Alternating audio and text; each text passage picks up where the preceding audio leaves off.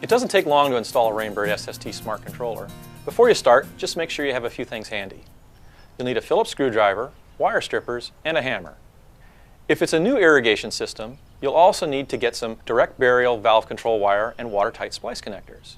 Using drywall anchors is optional. There are two major things to consider when you decide where to mount your controller.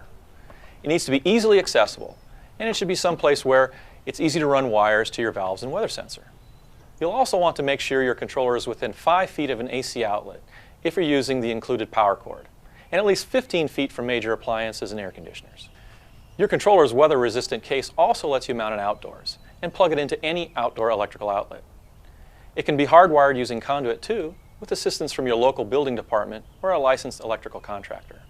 Drive a screw into the surface where you want to position the top of your controller, leaving a 1/8 inch gap between the head and the wall.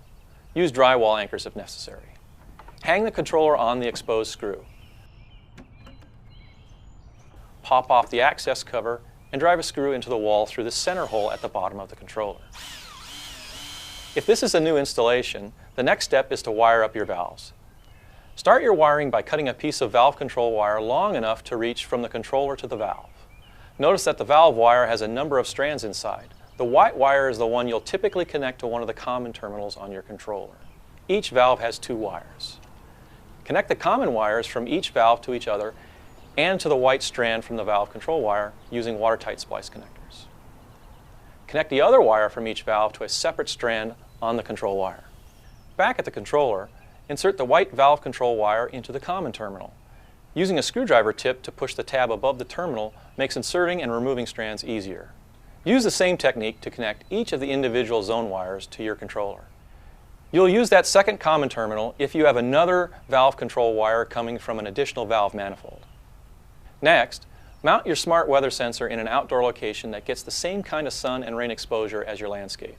An eave or a pole that has clear exposure to the sun and rain is ideal. Stay away from shady trees that block rain, as well as areas near your roof that could soak the sensor with runoff. A location that's within a 25-foot cable run of your controller will let you use the wire included with your sensor. For greater distances, you can use up to 200 feet of 18 to 20 gauge solid wire appropriate for outdoor use, and purchase separately. Once you've mounted your weather sensor, connect it to your controller. Now you can plug the power cord into the socket. Test the system by turning the dial to each zone and pressing the Water Now button. Check that the zone is watering. Then turn the dial to the next zone and repeat until you've tested all the zones you've connected. If a zone doesn't start watering after a few seconds, check your wiring for open or misplaced connections. That wraps up the installation of your RainBird SST smart controller.